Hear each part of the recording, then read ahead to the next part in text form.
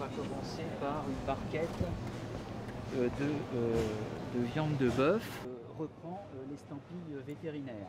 Avec les demandes de renforcement qui ont été faites, on va avoir environ 500 contrôles de plus sur l'étiquetage de l'origine de la viande et 300 contrôles sur les promotions de viande de porc. Donc, ça pour l'ensemble du territoire national.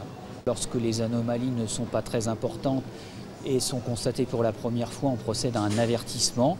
Et ensuite, si l'anomalie se répète ou si elle est plus importante, à ce moment-là, nous pouvons dresser un procès-verbal qui est transmis au procureur de la République. Nous, la crise du porc, aujourd'hui, on constate bien que le porc, on l'achète à peu près 20 centimes de plus qu'au mois de juin, sur un demi-porc, sur une longe de porc, ce qui sert à faire, mettons, les côtes de porc ou les rôtis. Là, on est plus de l'ordre de 40 centimes, donc la hausse, elle est passée. Ça n'a rien changé sur les étiquettes. Tout le problème qu'il y a à l'heure actuelle, il n'est pas chez nous.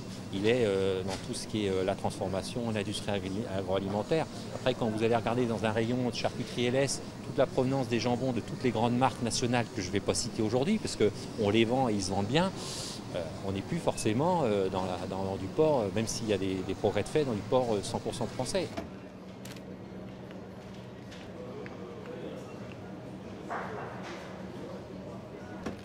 Voilà madame, je vous remercie en tout cas.